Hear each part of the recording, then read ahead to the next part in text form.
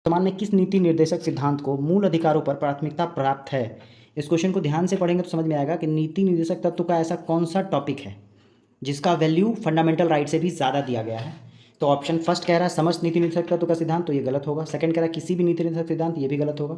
ये आपका आंसर सही है, केवल आर्टिकल 39 ख और ग के बारे में बात कर रहा है। ठीक है, ख के अंतर्गत क्या है आपको पता होना चाहिए। ख के अंतर्गत है आपका सार्वजनिक धन, मतलब कि जो आपका प्रॉपर्टी है, बेसिकली धन का मतलब प्रॉपर्टी की बात कर रहे हैं हम लोग। वो प्रॉपर्टी का जो कंट्रोल है वो इस तरह से हो, डिस्ट्रीब्यूशन इस तरह से हो जिससे कि पब्लिक वेलफेयर हो, है ना। यहाँ प्रॉपर्टी डिस्ट्रीब्यूशन की बात कर रहा है, ठीक है। और यहाँ पे बात कर रहा है पैसे का, यानी धन का समान वितरण, इक्वल डिस्ट्रीब्यूशन। तो इक्वल डिस्ट्रीब्यूशन हो बट ऐसा जो कि वेलफेयर के अकॉर्डिंग हो, ऐसा नहीं कि पैसे वाले पैसे लेते चले जाएं और गरीब होता चला जाए, ठीक है। तो ये आपका ऑप्शन क्या होगा, सी नंबर ऑप्शन होगा, जिसमें आपका कह रहा है कि आर्टिकल 39B एंड 39C जो DPSP का है, directive principle of state policy, उसका वैल्यू किसी भी फंडामेंटल राइट से ज़्यादा होगा। चलें आगे। नेक्स्ट क्वेश्चन क्या है आपका, आत्मनिर्भर हस्तशिल्पकार योजना किस मंत्रालय के अंतर्गत प्रारंभ की गई? तो याद रखिएगा ये कौन सा मंत्रालय है, ये मंत्रालय है पूर्वोत्तर क्षेत्र विकास मंत्रालय। पूर्वोत्तर का मतलब नॉर्थ ईस्ट का एक डिपार्टमेंट है ना, उसके द्वारा स्टार्ट किया गया है कौन सा, आत्मनिर्भर हस्तशिल्पकार योजना। चलें आगे। नेक्स्ट क्वेश्चन है, निम्नलिखित में से कौन पंचायतों की वित्तीय स्थिति का पुनरावलोकन करने के लिए राज्य वित्त आयोग का गठन करता है? यानी आप सीधा आपसे पूछ रहा है कि राज्य वित्त आयोग का गठन कौन करता है। तो देखिए, संबंधित राज्य का मुख्यमंत्री नहीं होगा, राज्यपाल होगा। कौन होगा, संबंधित राज्य का राज्यपाल जो है वो क्या करता है, आपका राज्य वित्त आयोग का गठन करता है।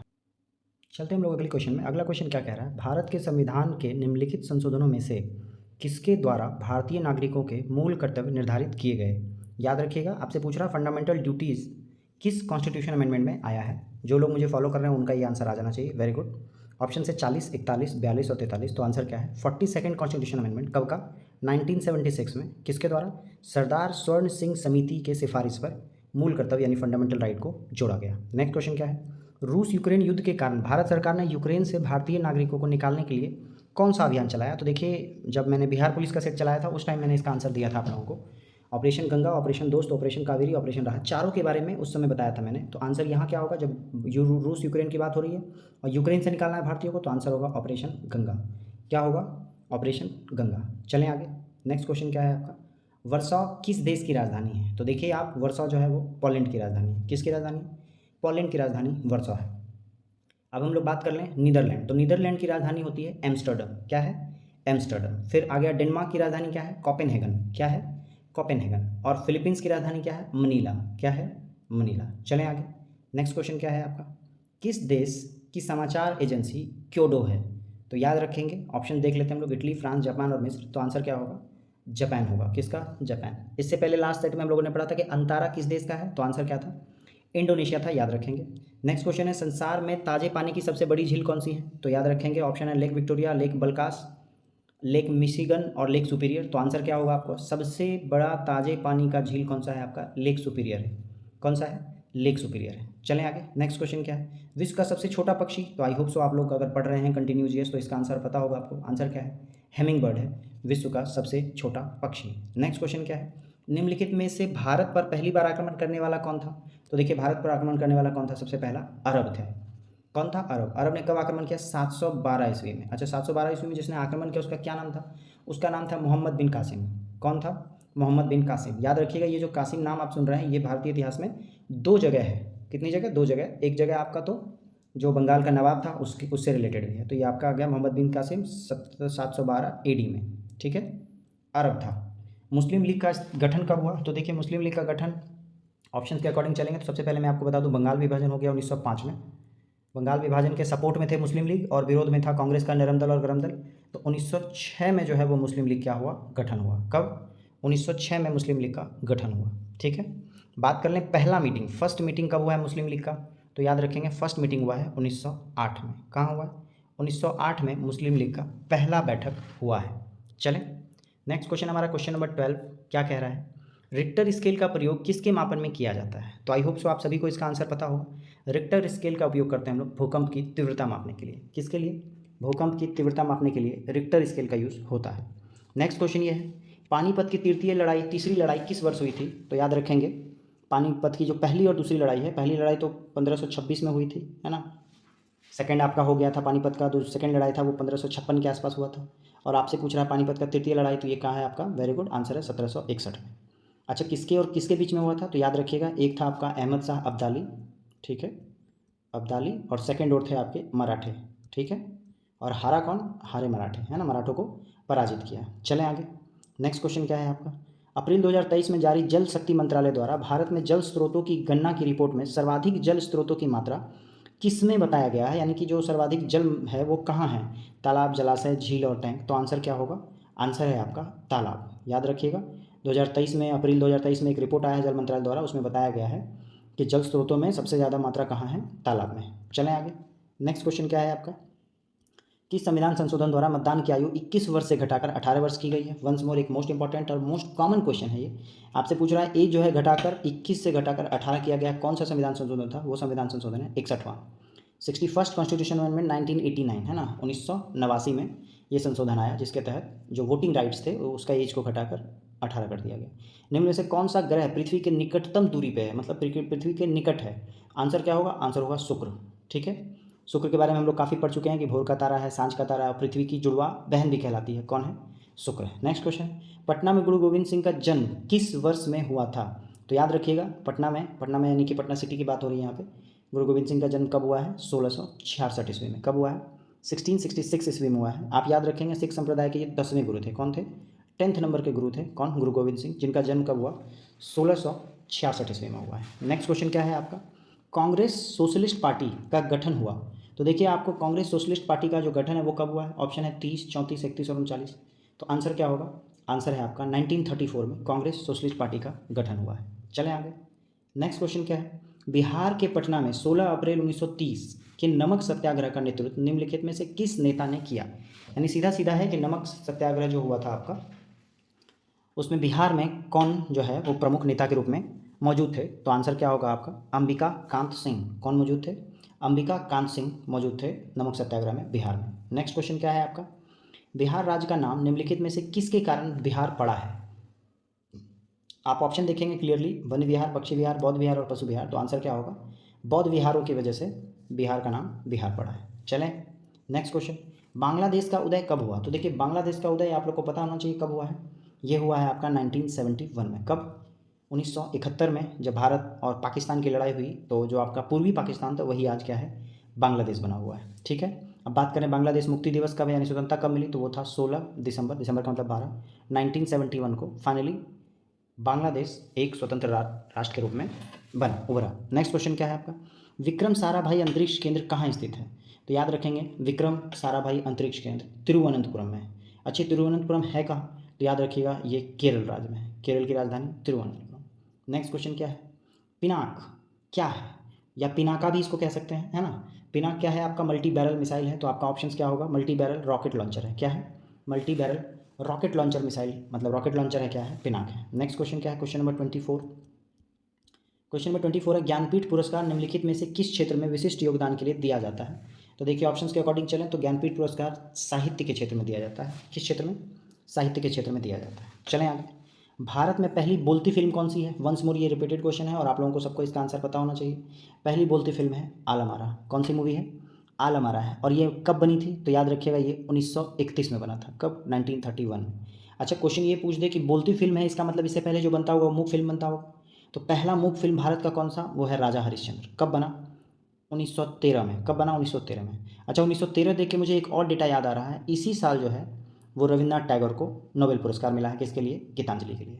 चलें आगे, नेक्स्ट क्वेश्चन क्या है, निम्नलिखित में से नृत्य का शास्त्रीय रूप कौन सा है। यानी आपसे पूछ रहा है कि निम्न में से कौन शास्त्रीय नृत्य है, ठीक है। ऑप्शन देखिए आपका क्या क्या है, ऑप्शन है आपका मणिपुरी, मयूरभंज का छऊ, भांगड़ा और चांद। तो देखिए जब शास्त्रीय नृत्य की बात करेंगे तो वो कौन सा है आपका, वो है आपका मणिपुरी।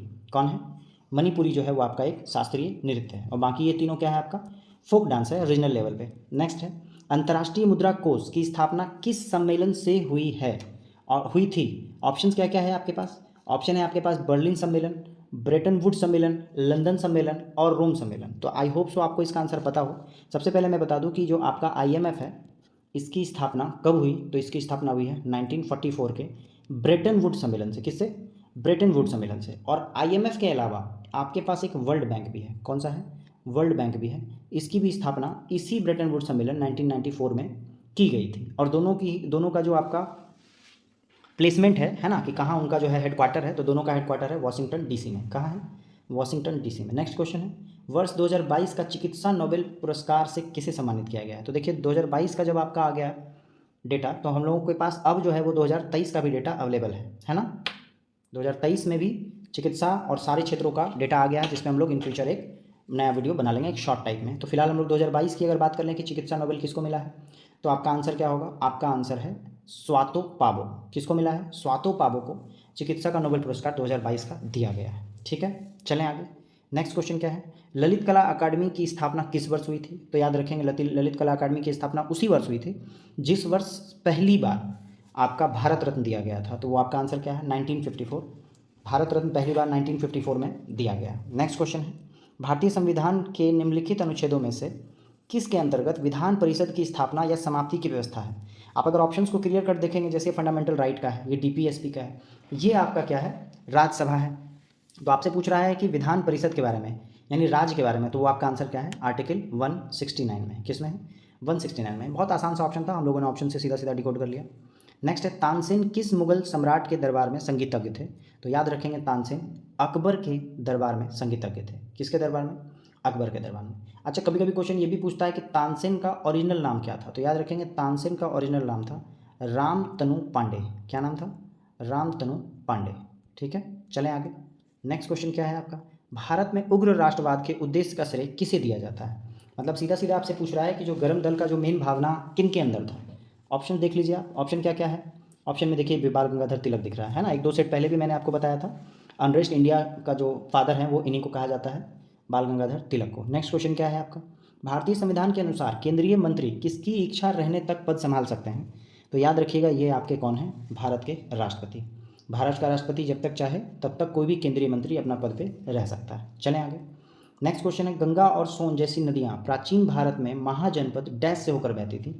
यानी कि आपसे पूछ रहा है कि गंगा और सोन जो है किस महाजनपद से होकर बहती थी। ऑप्शंस क्या क्या है? मगध, कौशल, कंबोज और असमक। आंसर क्या होगा? मगध से होकर बहती थी। किससे? मगध से होकर। मगध साम्राज्य क्या है? मगध जो आपका महाजनपद था वो बहुत बड़ा फैलाव वाला विस्तृत क्षेत्र वाला महाजनपद था। नेक्स्ट क्वेश्चन क्या है आपका? ड्यूरंड लाइन किन दो देशों के बीच में है? तो देखिए ड्यूरंड लाइन भारत और चीन के बीच में क्या है आपका? भारत अफगानिस्तान, पाकिस्तान अफगानिस्तान और भारत पाकिस्तान। तो आपका होगा पाकिस्तान और अफगानिस्तान के बीच में क्या है आपका? ये ड्यूरंड लाइन है। ठीक है, कौन सा है? ड्यूरंड लाइन है।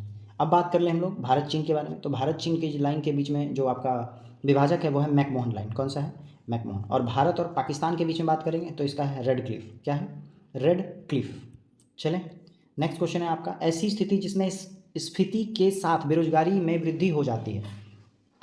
मतलब आपको कह रहा है इन्फ्लेशन के साथ अनएम्प्लॉयमेंट भी बढ़ रहा है कंटिन्यू, तो ऐसी स्थिति को क्या कहते हैं? तो ऐसी स्थिति को हम लोग कहते हैं, ऑप्शंस क्या क्या है? अतिस्फीति, गतिहीन स्फीति, द्रुत स्फीति और प्रत्यावस्थिति। तो आंसर होगा आपका गतिहीन स्फीति कहते हैं। क्या कहते हैं? गतिहीन स्फीति कहते हैं। हालांकि इसका एक दूसरा भी नाम है जिसको हम कहते हैं अपस्फीति। ठीक है, इसको नोट कर लीजिएगा क्योंकि एग्जाम में आपको ये भी मिलेगा इसके बारे में। ठीक है, इसको इंग्लिश में कहते हैं स्टैगफ्लेशन। क्या कहते हैं? स्टैगफ्लेशन कहते हैं। और ये जो आपको ये दिख रहा है स्थिति, इसको कहते हैं आप इन्फ्लेशन। तो इन्फ्लेशन में महंगाई बढ़ी, साथ साथ बेरोजगारी भी बढ़ रहा है, तो दोनों स्थिति मिलाकर क्या कहलाता है आपका? स्टैगफ्लेशन कहलाता है। चलें आगे। नेक्स्ट क्वेश्चन है क्वेश्चन नंबर 37। क्या कह रहा है? मुगल बादशाह अकबर की मृत्यु कहाँ पर हुई थी? तो याद रखिएगा ऑप्शन के अकॉर्डिंग हम बात कर लेते हैं। मुगल शाह अकबर की मृत्यु आगरा में हुई थी। कहाँ हुई थी? आगरा में। और पहली बार में इनको आगरा के आराम बाग में ही जो है दफनाया गया था। ठीक है, और बाद में फिर इनको वहाँ से निकाल कर, क्योंकि इनकी मर्जी थी कि इनका जहाँ जन्म स्थान है वहाँ पर इनको दफनाया जाए, तो यहाँ से इनको निकाल कर फिर कहाँ दफनाया गया? काबुल में दफनाया गया। बात समझ रहे हैं? उनके शव को वहाँ से निकाल के। नेक्स्ट क्वेश्चन है, हॉकी की एक टीम में कितने खिलाड़ी होते हैं? तो देखिए टोटल 3 गेम ऐसे हैं जिसमें 11 खिलाड़ी होती है, हॉकी, फुटबॉल और क्रिकेट। तो हॉकी का चर्चा है यहाँ पे, क्रिकेट लिख लीजिए आप। ठीक है, और फुटबॉल लिख लीजिए। ये 3 ऐसे खिलाड़ी हैं, ये 3 ऐसा गेम है जिसमें टोटल नंबर ऑफ खिलाड़ी कितने होते हैं? 11 होते हैं एक टीम से। चलें, नेक्स्ट क्वेश्चन है, the little book of Joy नामक पुस्तक के लेखक कौन है? तो देखिए the little book of Joy पुस्तक दलाई लामा और डेसमंड टूटू दोनों ने मिलकर लिखा है। ठीक है, the little book of Joy. Next question क्या है आपका? भारतीय कृषि अनुसंधान संस्थान कहाँ स्थित है? तो याद रखिएगा, आपने ये क्वेश्चन पढ़ा होगा, ये रिपीटेड क्वेश्चन है हमारे सेट का। भारतीय कृषि अनुसंधान संस्थान देहरादून, नई दिल्ली, हैदराबाद, ईटानगर। तो आंसर क्या होगा? नई दिल्ली में स्थित है। कहाँ है? नई दिल्ली में स्थित है। नेक्स्ट क्वेश्चन है, गुजरात में आयोजित 36वां राष्ट्रीय खेल 2022 का शुभांकर क्या था? तो याद रखिएगा 36वां राष्ट्रीय खेल 2022 का शुभांकर क्या था आपका? सावज था। क्या? सावज। अच्छा, सावज बोलते किसको हैं? तो सावज बोलते हैं एशियाई शेर को, एशियाटिक, ठीक है, एशियाटिक शेर को बोला जाता है सावज, ठीक है। अच्छा, ये क्वेश्चन आया कि हुआ कहाँ था, याद रखिएगा लास्ट ईयर वाला वो हुआ था गुजरात में।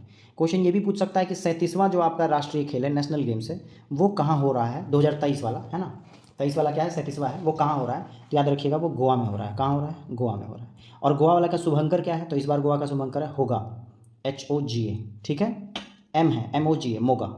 मोगा जो है वो गोवा में होने वाले 37वें राष्ट्रीय खेल का शुभंकर है, ध्यान में रखेंगे।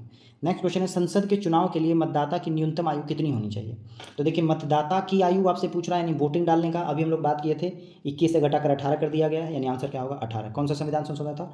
61वां संविधान संशोधन था। कब हुआ था? 1989 में हुआ था। आज ही का क्वेश्चन है ये, है ना। नेक्स्ट क्वेश्चन क्या है, 1857 के विद्रोह के दौरान भारत का गवर्नर जनरल कौन था? तो देखिए 1858 में जो भारत शासन जो आपका 1858 का जो एक्ट बन के आया, उस समय जो गवर्नर जनरल थे वही थे आपके 1857 के भी दौरान। तो वो आंसर कौन सा होगा? Lord Canning. कौन है? लॉर्ड कैनिंग 1857 के विद्रोह के समय भारत के गवर्नर जनरल थे। चलें, नेक्स्ट क्वेश्चन क्या है, बुद्ध किस वंश से संबंधित थे? तो देखिए बहुत बार अगर आपने बुद्ध के बारे में पढ़ा होगा तो आप लोग को पता होगा कि बुद्ध किस वंश से रिलेटेड थे? आपके शाक्य वंश से रिलेटेड थे। किससे? शाक्य वंश से। चलें, नेक्स्ट क्वेश्चन है, हाल ही में the poverty of political economy नामक पुस्तक किसके द्वारा लिखी गई? बुक का क्या नाम है? The poverty of political economy, है ना। ये बुक किसके द्वारा लिखी गई है? ये लिखी गई है मेघनाथ देसाई के द्वारा। किसके द्वारा? मेघनाथ देसाई द्वारा बुक लिखा गया है the poverty of political economy. Next question क्या है, भारतीय अंतरिक्ष अनुसंधान संस्थान यानी इसरो ने मछुआरों के सुरक्षा के लिए केरल के निंदकारा से कौन सा विकसित उपकरण को लॉन्च किया है? तो याद रखिएगा मछुआरों के लिए कोई ऐप विकसित किया है। किसने किया है? आपका इसरो ने किया है। उस ऐप का क्या नाम है? नभ मित्र। नभ का मतलब आसमान, है ना। मछुआरों को तो बेसिकली बैड वेदर से ही बचाने के लिए ऐप बनाया होगा, तो वेदर कहाँ मिलेगा? आसमान में मिलेगा, तो नभ मित्र उसका आंसर होगा। नेक्स्ट है, कौन सा राज्य या केंद्र शासित प्रदेश है जहाँ लगातार 2 महिला मुख्यमंत्री बनी थी? तो देखिए आपको वो आंसर क्या होगा? नई दिल्ली, है ना। नई दिल्ली में 2 लगातार सीएम बनी हैं। जैसे अभी पहली सीएम बनी थी सुषमा स्वराज और उसके बाद बनी थी शीला दीक्षित, और शीला दीक्षित फिर शायद 2 या 3 टर्म रही भी हैं वहाँ की सीएम। चलें, नेक्स्ट क्वेश्चन क्या है, यूरो मुद्रा को स्वीकार करने वाला नवीनतम देश कौन सा है? तो याद रखिएगा यूरो मुद्रा को स्वीकार करने वाला नवीनतम देश जो है वो है आपका क्रोएशिया। कौन सा है? क्रोएशिया है जो यूरो मुद्रा स्वीकार करने वाला नया देश है। और याद रखिएगा ये टोटल कौन सा नंबर का कंट्री हो गया? 20वां ऐसा देश है जिसने यूरो को अपनी आधिकारिक मुद्रा माना है।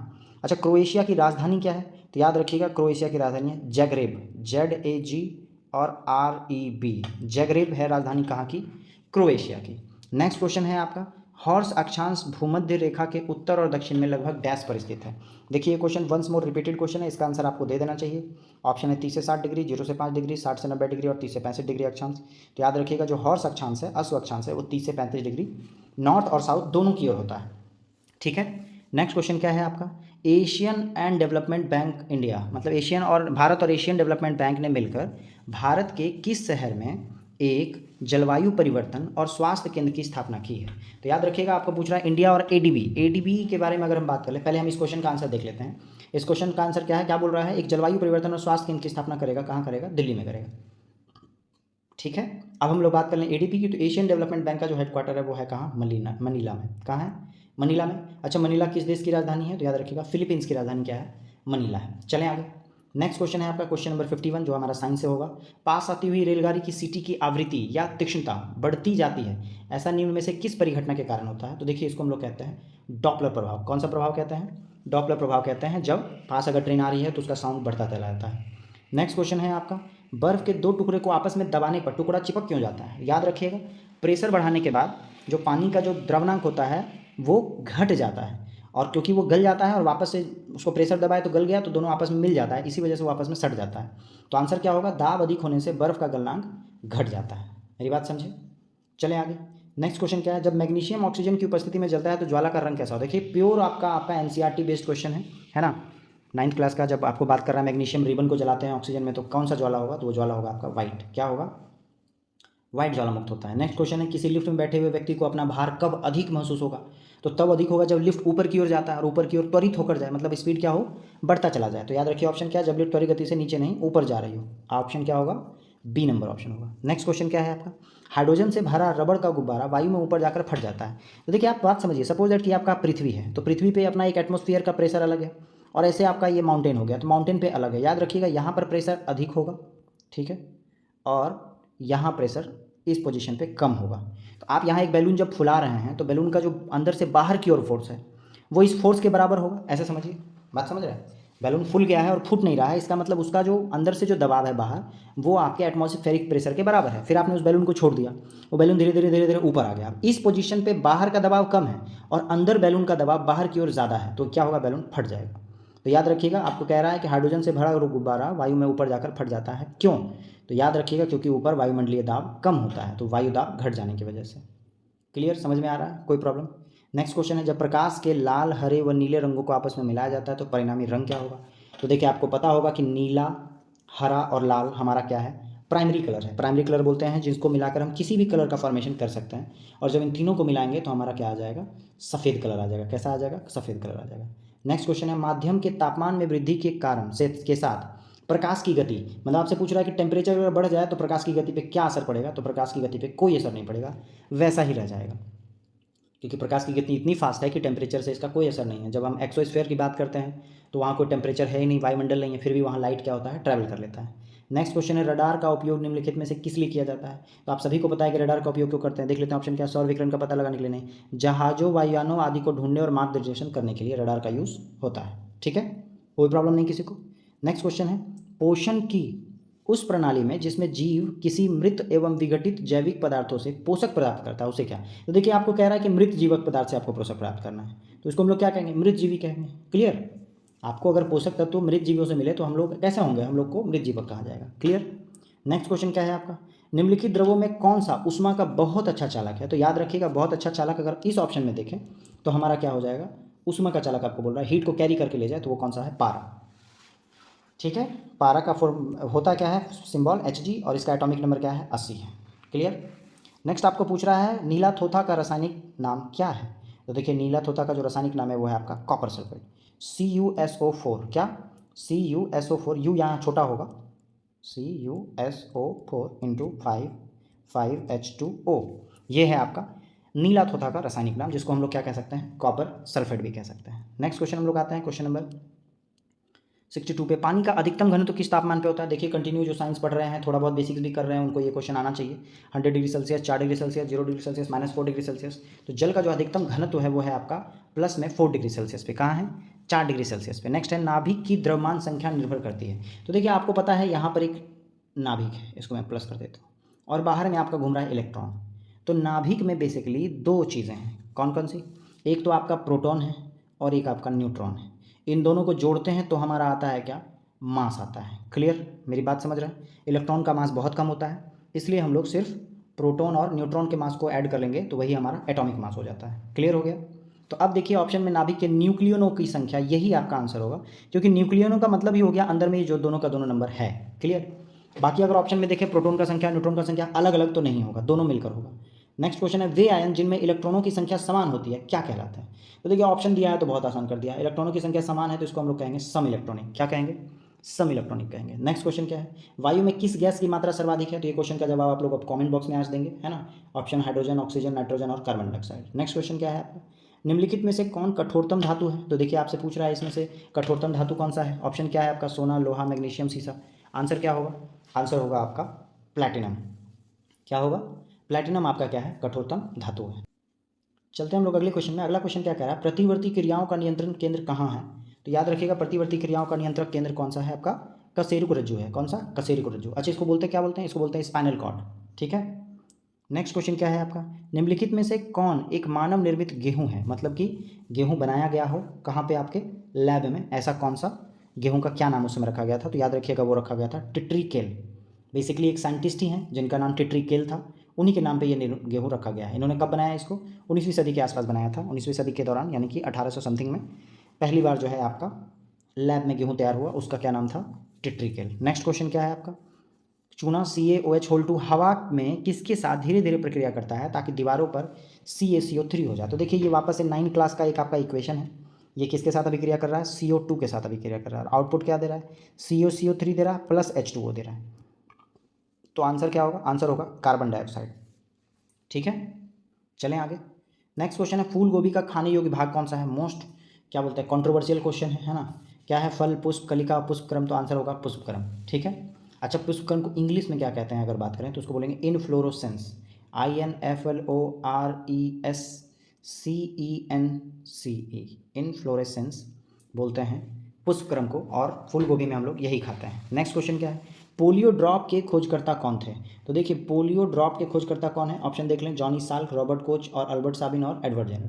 तो आंसर क्या होगा, आंसर होगा अल्बर्ट साबिन जो है पोलियो ड्रॉप ओरल के खोजकर्ता है। चलें आगे। नेक्स्ट क्वेश्चन क्या है आपका, नेक्स्ट क्वेश्चन है विषाणु में क्या होता है। तो देखिए बात कर रहा है वायरस का, तो वायरस में होता क्या है, तो वायरस में प्रोटीन और लिपिड नहीं होता है, न्यूक्लियस एसिड और प्रोटीन ये होगा।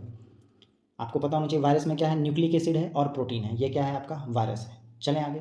नेक्स्ट क्वेश्चन क्या है, टीबिया नामक हड्डी किस में पाई जाती है। तो देखिए आपका ये खोपड़ी, पैर, भुजा और मुंह के बारे में ऑप्शन दे रहा है आपको, और आपसे पूछ रहा है क्या टीबिया नामक हड्डी किस में पाया जाता है। तो आंसर क्या होगा, पैर में पाया जाता है।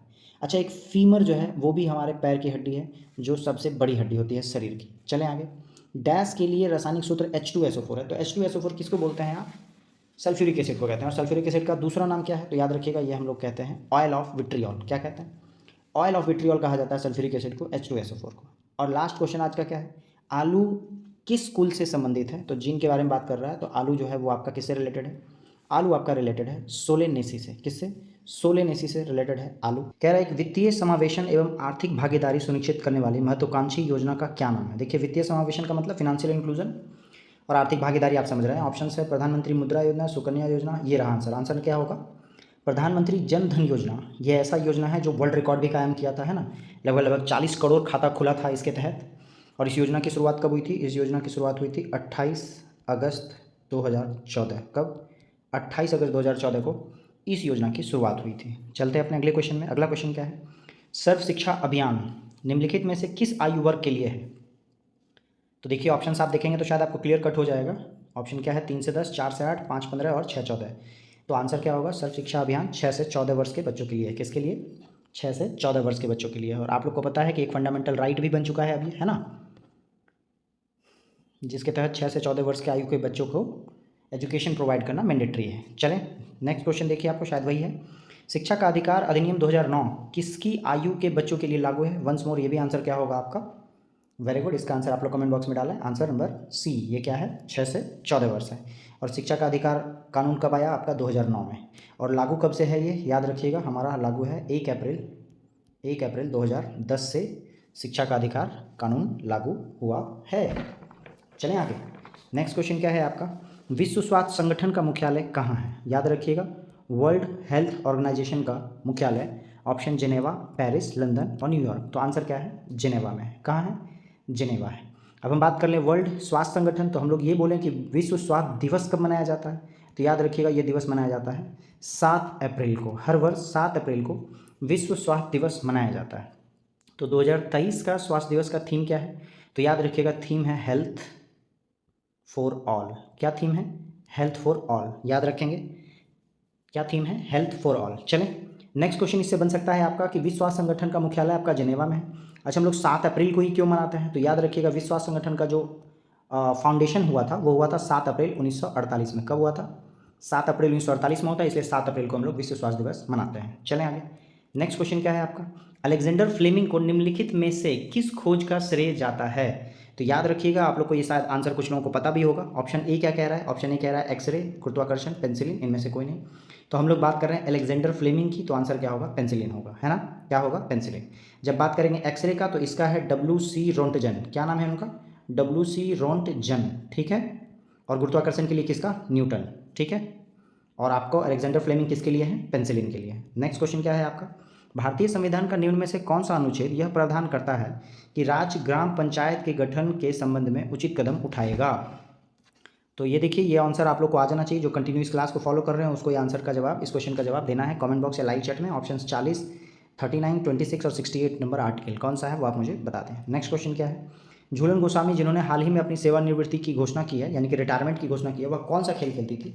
तो याद रखिएगा आप लोग, जब हम लोग बात करते हैं झूलन गोस्वामी तो काफ़ी लोग इंटरेस्टेड हैं इस गेम से, जिसको क्रिकेट कहते हैं। तो झूलन गोस्वामी बेसिकली किससे रिलेटेड है? क्रिकेट से रिलेटेड है ना। तो आंसर क्या होगा आपका? बी। याद रखिएगा, झूलन गोस्वामी ने पूरे वर्ल्ड मतलब पूरे विश्व में वनडे में सबसे ज़्यादा विकेट अगर किसी ने लिया है वुमेन्स में, तो वो कौन है? झूलन गोस्वामी है।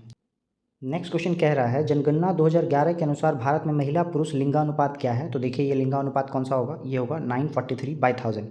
याद रखिएगा 943 क्या है आपके? वुमेन की बात हो रही है और 1000 मेन की बात हो रही है। तो लिंगानुपात कहते हैं प्रति 1000 पुरुष पे महिलाओं की संख्या को हम लोग क्या कहते हैं? लिंगानुपात कहते हैं। चलें आगे। नेक्स्ट क्वेश्चन क्या कह रहा है आपका? अकबर ने निम्नलिखित में से किस नगर की स्थापना की और उसे अपनी राजधानी बनाई? तो याद रखिएगा, ऑप्शंस देख लेते हैं हम लोग, दिल्ली, बुरहानपुर, आगरा और फतेहपुर सिकरी। तो अकबर ने फतेहपुर सिकरी को का एक शहर बसाया और साथ ही साथ उसको अपना राजधानी बनाया। अच्छा, जब बात करें कि फतेहपुर सिकरी का निर्माण अकबर ने कब कराया, तो याद रखिएगा वो डेट है 1571। कब? 1571। नेक्स्ट क्वेश्चन क्या है आपका? प्राचीन काल में गुप्त वाकाटक काल की प्रसिद्ध महिला शासक निम्नलिखित में से कौन थी? यानी कि सबसे पहले तो याद रखिए कि गुप्ता पीरियड के आसपास ये है वाकाटक एक आपका क्या है? डायनेस्टी है। उसमें जो फीमेल जो शासिका बनी थी उसके बारे में पूछ रहा है कि वो कौन बनी थी। तो ऑप्शन है आपका कुबेरनाग, राजश्री, प्रभावती और कुमार देवी। तो आंसर क्या होगा? कुमार देवी होगा। क्या होगा? कुमार देवी होगा। अच्छा, हो सकता है डीप में क्वेश्चन ये पूछ दे कि वाकाटक का जो संस्थापक है ये कौन है? तो याद रखिएगा इसका संस्थापक है विंध्य शक्ति। कौन है संस्थापक? विंध्य शक्ति इसके संस्थापक हैं। चलें आगे। नेक्स्ट क्वेश्चन है क्वेश्चन नंबर 11। क्या कह रहा है? अधिकार परीक्षा का क्या अर्थ है? तो देखिए आर्टिकल 32 हम लोगों ने कई बार पढ़ा है। आर्टिकल 32 में 5 काइंड के रिट्स हैं, याचिका हैं। उसमें से एक याचिका है जिसको अधिकार परीक्षा कहते हैं। इसमें आपके अधिकार के बारे में पूछा जाता है कि आप अगर कोई काम कर रहे हैं तो किस अधिकार से कर रहे हैं। तो देखिए आपका आंसर क्या होगा? पहला नंबर आंसर, वेरी गुड, किस अधिकार से। नेक्स्ट क्या है? एक्साइज ड्यूटी लगाया जाता है। तो देखिए इकोनॉमिक का ये वापस से एक टर्म है। एक्साइज ड्यूटी किस प्रकार का टैक्स है? तो याद रखिएगा इनडायरेक्ट टैक्स है। कैसा है? इनडायरेक्ट टैक्स है, मतलब अप्रत्यक्ष कर है। अच्छा, ये किस पे लगाया जाता है? ये लगाया जाता है वस्तुओं के उत्पादन पे। किस पे लगाया जाता है? वस्तुओं के उत्पादन पे एक्साइज ड्यूटी लगाया जाता है। नेक्स्ट क्वेश्चन क्या है आपका? किस मामले में सर्वोच्च न्यायालय ने संविधान का आधारभूत ढांचा का सिद्धांत प्रतिपादन किया? यानी हम बात कर लें बेसिक स्ट्रक्चर ऑफ कॉन्स्टिट्यूशन, जिसके बारे में कहा गया कि आर्टिकल जो संविधान संशोधन है वो आर्टिकल 368 में है। तो 368 के तहत संविधान के फंडामेंटल राइट या किसी भी भाग में चेंजेस हो सकते हैं, लेकिन उस भाग में चेंज नहीं कर सकते जो कॉन्स्टिट्यूशन का बेसिक स्ट्रक्चर है। ठीक है, ऐसा किस में कहा? तो याद रखिएगा ऐसा कहा केशवानंद भारती मामले में। किस मामले में? केशवानंद भारती मामले में। और ये मामला कब का है? ये 1973 का मामला है, 1973 का मामला है। चलें आगे। नेक्स्ट क्वेश्चन क्या है आपका? केंद्रीय बैंक का कार्य करती है। आई होप सो ये इस क्वेश्चन का आंसर आप लोग देंगे कमेंट बॉक्स में मुझे, है ना।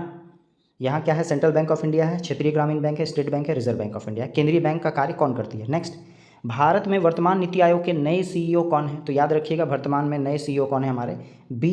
B R Subrahmanyam. कौन है? B R Subrahmanyam. अच्छा, सुमन बेरी कौन है? याद रखिएगा ये उपाध्यक्ष है। क्या है? उपाध्यक्ष है। चलें आगे। नेक्स्ट क्वेश्चन क्या है हमारा?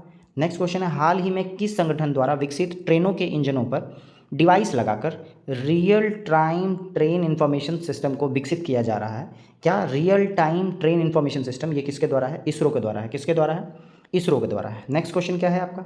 The Chipko movement a people's history नामक पुस्तक के लेखक कौन है? तो देखिए वापस इस बुक को दोबारा पढ़ेंगे। The Chipko movement a people's history नामक बुक किसके द्वारा लिखा गया है? ये लिखा गया है शेखर पाठक के द्वारा। किसके द्वारा लिखा गया है? शेखर पाठक के द्वारा लिखा गया है। नेक्स्ट क्वेश्चन क्या है? संसद द्वारा पारित विधेयकों पर राष्ट्रपति का हस्ताक्षर क्यों अनिवार्य है? ऑप्शन फर्स्ट पढ़ेंगे, वह कार्यपालिका का अध्यक्ष होता है। सही बात है, अगर कार्यपालिका का अध्यक्ष है तो इसलिए साइन चाहिए। वह कानून को लागू करने की जिम्मेदारी लेता है, इसी के साइन पे लागू होता है। वह राज्य के संप्रभुता का प्रतीक है। तो आंसर क्या होगा? तीनों आंसर होगा। चलें आगे। कोई भी बिल जो है आपका उस पर साइन फाइनली किसका होता है? राष्ट्रपति का होता है। उसका वजह में तीनों आंसर क्या होगा? सही होगा। नेक्स्ट क्वेश्चन है, ऐसी मुद्रा जिसका विनिमय दर सरकार द्वारा प्रभावित होती है। तो देखिए सरकार द्वारा प्रभावित हो रही है मतलब वो नियंत्रित मुद्रा है। कैसी मुद्रा है? नियंत्रित है, जिसको प्रतिबंध में रखा गया है। तो ये आपका क्या है? प्रतिबंधित मुद्रा होगी। क्या होगी? प्रतिबंधित मुद्रा होगी। नेक्स्ट क्वेश्चन क्या है? बुल और बियर शब्द किससे संबंधित है? तो आजकल मेरे हिसाब से इस क्वेश्चन का आंसर आप सभी को पता होना चाहिए। ऑप्शन क्या है? Stock market, banking, internet trade और विदेश व्यापार। तो आंसर क्या होगा? बुल और बियर है, स्टॉक मार्केट से रिलेटेड है। किससे है? स्टॉक मार्केट से रिलेटेड है। नेक्स्ट क्वेश्चन क्या है आपका? राज्य चुनाव आयोग नगरपालिका चुनाव किस अनुच्छेद के अधीन संचालित व नियंत्रित करता है तथा उसका अधीक्षण करता है? तो देखिए जैसे ही नगरपालिका के बारे में बात आ रही है तो आंसर में हम लोगों को ऑलवेज देखना होगा आर्टिकल 243 पी से 243 जेड जी तक। ठीक है, इतने के बीच में देखना है कि इसमें से कोई आर्टिकल है या नहीं है। तो देखिए ऑप्शन नंबर ए कह रहा है 243 जेड ए। क्या कह रहा है? Z A. तो आंसर अगर हम ऑप्शन के हिसाब से चलें तो आंसर ईजिली हमारा आ गया। कौन सा है? Z A. तो ऑलवेज याद रखिएगा कि नगर पालिका का चुनाव से रिलेटेड, क्योंकि अब क्वेश्चन थोड़ा डीप में पूछ रहा है, तो वो किस में है? 243 जेड ए में है। ठीक है। अच्छा, अगर आपसे क्वेश्चन पूछ दे कि नगर पंचायत की जगह, पंचायत में जो चुनाव है, पंचायत में अगर चुनाव है वो किस आर्टिकल में है, तो याद रखिएगा 243 के में है। किस में है? के में। क्योंकि पंचायती राज के लिए जो आर्टिकल है वो 243 से लेके 243 ओ तक होता है। कहाँ तक? ओ तक होता है। चलें आगे। इन चीज़ों को एकदम ध्यान से रखिएगा क्योंकि एग्जामिनेशन में बहुत डीपली पूछा जा रहा है आजकल। क्वेश्चन नंबर 22 क्या कह रहा है आपका? कौन सी समिति आपराधिक, राजनीतिज्ञ और नौकरशाही संबंध पर गठित किया गया था? तो याद रखिएगा ये कौन सी समिति थी? देखिए, तारकुंडे समिति, संथानन समिति, ये तो नहीं होगा। ये basically CVC, central vigilance commission है ना, सतर्कता आयोग की जो समिति का जो है वो कौन है? संथानम समिति है। नेक्स्ट हम बात कर लें किसकी? वोहरा समिति। तो यही आंसर होगा। आपराधिक, राजनीतिक और नौकरशाही संबंध पर गठित समिति कौन सा है? वोहरा समिति है। और ये याद रखिएगा सीवीसी है ना, सतर्कता आयोग जो है वो संथानम समिति है। चलें आगे। नेक्स्ट क्वेश्चन क्या है? बिहार का वह जिला कौन है जहां महिलाओं की संख्या पुरुष से अधिक है? इसका मतलब जहां जो सेक्स रेशियो है ना, लैंगिक अनुपात है, वो ज़्यादा है, प्लस में है। तो याद रखिएगा वो कौन सा है? वो है आपका गोपालगंज जिला। कौन सा है? गोपालगंज जिला। 2011 के जनगणना के अनुसार गोपालगंज जिला में जो लैंगिक अनुपात है वो 1021 है, यानी 1000 लड़कों पे 1021 क्या है? लड़कियां हैं। ठीक है। चलें आगे। अच्छा, जब सबसे ज़्यादा लिंगानुपात गोपालगंज है तो सबसे कम कौन सा है? याद रखिएगा सबसे कम है मुंगेर। कौन है? मुंगेर। और अभी जो भी डेटा आपको मिल रहा है वो मिल रहा है 2011 जनगणना के अनुसार। तो मुंगेर का कितना है लैंगिक अनुपात? 876 है। कितना है? 876। जबकि पूरे भारत का लैंगिक अनुपात बात करें तो कितना है? 943 है। कितना है? 943 है। चलें आगे। नेक्स्ट क्वेश्चन क्या है आपका? नेक्स्ट क्वेश्चन है आपका, भारत सरकार ने निम्नलिखित में से किस शासक ने अपना प्रतीक लेकर अपनाया है? तो किस शासक से अपना प्रतीक, तो किस शासक का प्रतीक लिया है नेशनल एम्बलम में? तो वो जो आपको 4 शेर नज़र आ रहा है वो किससे लिया है? अशोक से लिया है। किससे? अशोक से। अशोक के सारनाथ में जो सिंह स्तंभ है उसको राजकीय चिन्ह के रूप में भारत सरकार ने अपनाया है। नेक्स्ट क्वेश्चन है, दिवाली घोषणा किसने और कब की? देखिए ये मोस्ट इंपॉर्टेंट क्वेश्चन है, बहुत रेयर आपको मिलेगा, तो थोड़ा ध्यान से इसको कहीं नोट कर लीजिएगा कि दिवाली घोषणा जो है वो लॉर्ड इरविन ने 1929 में किया। किसने किया? लॉर्ड इरविन ने 1929 में किया। और उस समय बताया कि भारत को नियत समय में अधिराज्य का दर्जा दिया जाएगा। याद रखिएगा मैंने आपको बताया था कि ब्रिटेन लोग अधिराज्य देने के लिए तैयार थे, लेकिन 1929 के ही कांग्रेस अधिवेशन में जवाहरलाल नेहरू ने अधिराज्य के प्रस्ताव को ठुकराकर संपूर्ण राज्य यानी कि स्वराज की मांग की थी। नेक्स्ट क्वेश्चन क्या है आपका? अगला क्वेश्चन है, प्राचीन पुस्तक इंडिका किसने लिखी थी? तो देखिए जो लोग कंटिन्यू फॉलो कर रहे हैं क्लास उनको पता होगा इंडिका पुस्तक किसका लिखा गया है? मेगास्थनीज के द्वारा, है ना। और मेगास्थनीज ने इंडिका पुस्तक में मौर्य साम्राज्य के एडमिनिस्ट्रेशन की बात की थी। किसकी? मौर्य साम्राज्य के एडमिनिस्ट्रेशन की बात की थी। नेक्स्ट क्वेश्चन क्या है? फ्रांसीसी क्रांति का नारा क्या था? तो देखिए फ्रांसीसी क्रांति में 3 वर्ड ही थे, 3 वर्ड ही था, तो ये तो आपको नहीं लग रहा होगा। एक राष्ट्र, एक नाथ, एक झंडा। देखिए ये जो है वो जर्मनी के हिटलर का है। किसका है? हिटलर का है। ठीक है। चलें, ये रहा आपका ऑप्शन, स्वतंत्रता, समानता और बंधुता, है ना। इंडिपेंडेंस, इक्वलिटी एंड फ्रेटर्निटी, ये आपका क्या है? फ्रांसीसी क्रांति का नारा था। और जब बात करें फ्रांसीसी क्रांति हुई कब थी, तो याद रखिएगा ये हुआ था 1789 में, है ना। 1789 में, 1789 में फ्रांसीसी क्रांति हुई थी और वहाँ स्वतंत्रता, समानता और बंधुता जो है नारा लगाया गया था। अच्छा, एक राष्ट्र, एक नेता और एक झंडा किसने लिया? हिटलर ने दिया था, जर्मनी का। नेक्स्ट है, विश्व का सबसे बड़ा द्वीप कौन सा है? तो याद रखिएगा विश्व का सबसे बड़ा द्वीप जो है वो है आपका ग्रीनलैंड। कौन सा है? ग्रीनलैंड। याद रखिएगा इसका नाम ग्रीनलैंड है बट पूरा का पूरा आइस से भरा हुआ है ग्रीनलैंड। ठीक है, बर्फ से है, उत्तरी आर्कटिक सर्कल में पाया जाता है ये। चले हम लोग, नेक्स्ट क्वेश्चन क्या है आपका? नेक्स्ट क्वेश्चन है आपका, भारत के राष्ट्रपति के बारे में क्या असत्य है? असत्य का मतलब गलत ढूंढना है आपको, और मेरे हिसाब से इस क्वेश्चन का जवाब आप लोग कमेंट बॉक्स में दें जब तक मैं ऑप्शन पढ़ रहा हूँ। ऑप्शन क्या है? न्यूनतम आयु 35 वर्ष है। ठीक है। कार्यकाल 8 वर्ष का होता है। त्यागपत्र उपराष्ट्रपति को देगा। महाभियोग से हटाया जाता है। तो देखिए वेरी गुड, आपका आंसर आ जाना चाहिए। और आंसर क्या है? कार्यकाल 8 वर्ष होता है। ये गलत है। ओरिजिनली में जो कार्यकाल है वो कितना होता है? 5 ईयर्स का होता है। कितने दिनों का? 5 ईयर्स का होता है। ठीक है। नेक्स्ट अब बात कर लें क्वेश्चन इसकी कि महाभियोग, तो आर्टिकल 61 में 61वें संविधान के अनुच्छेद में जो है वो भारत के राष्ट्रपति के महाभियोग की चर्चा की गई है। किसकी चर्चा हुई है? महाभियोग की चर्चा हुई है। नेक्स्ट क्वेश्चन क्या है आपका? स्वतंत्र भारत के प्रथम भारतीय गवर्नर जनरल, बहुत ध्यान से इसको देखेंगे, भारतीय गवर्नर जनरल है ये कौन है?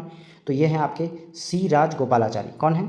सी राजगोपालाचारी स्वतंत्र भारत के प्रथम भारतीय गवर्नर जनरल थे। और प्रथम के साथ साथ प्लस अंतिम भी कर लीजिए, क्योंकि इनके बाद ये पोस्ट क्या 1948 में हटा दिया गया था। चलें आगे, या संविधान लागू होने के बाद। नेक्स्ट क्वेश्चन क्या है? दिलवाड़ा के जैन मंदिरों का निर्माण किसने कराया था?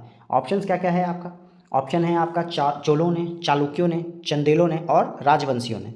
तो आंसर क्या होगा? दिलवाड़ा का जैन मंदिर का निर्माण चालुक्यों ने कराया था। किसने कराया था? चालुक्यों ने कराया था। ठीक है। अच्छा, दिलवाड़ा का ये जैन मंदिर है कहाँ, या दिलवाड़ा कहाँ है ऐसा बात करें तो दिलवाड़ा आपका राजस्थान में है। कहाँ है? राजस्थान में है दिलवाड़ा। चलें आगे। नेक्स्ट क्वेश्चन क्या है आपका? नेक्स्ट क्वेश्चन है, राष्ट्रपति को निम्नलिखित में से शपथ कौन दिलाता है? तो आई होप सो जो वापस से इस क्लास को फॉलो कर रहे हैं उनको ये क्वेश्चन आता होगा। ऑप्शन है चीफ जस्टिस ऑफ इंडिया, प्रधानमंत्री, अटॉर्नी जनरल और महाबुद्धिवक्ता। तो इस क्वेश्चन का आंसर क्या होगा? चीफ जस्टिस ऑफ इंडिया जो है वो राष्ट्रपति की शपथ दिलाता है। अगर वो ना रहे तो उसके बाद जो सीनियर मोस्ट होंगे वो कराएंगे। नेक्स्ट क्वेश्चन है, दोहरी शासन नीति को किसने समाप्त कर दिया? देखिए ये आपकी बात कर रहा है डायरकी सिस्टम, और भारतीय इतिहास को बहुत डीप से पढ़ने पर पता चलेगा डायरकी सिस्टम कई बार आया है और कई बार हटाया गया है ना। लेकिन देखना पड़ेगा ऑप्शन के हिसाब से कि कब हटाया गया। तो याद रखेंगे डायरकी सिस्टम हटा है लॉर्ड कैनिंग के बाद। किसके बाद? लॉर्ड कैनिंग के आ जाने के बाद डायरकी सिस्टम समाप्त हो गई थी। चलें आगे। भारत के नए केंद्रीय सतर्कता आयोग, अभी मैं इसी की बात कर रहा था, जो संथानम समिति है वो इसी का सिफारिश किया था, सीवीसी, सेंट्रल विजिलेंस कमीशन। ठीक है। आपसे पूछ रहा है कि नए सीवीसी कौन बने हैं, तो याद रखिएगा कौन बने हैं? प्रवीण कुमार श्रीवास्तव जो हैं वो नए सीवीसी बने हैं। कौन?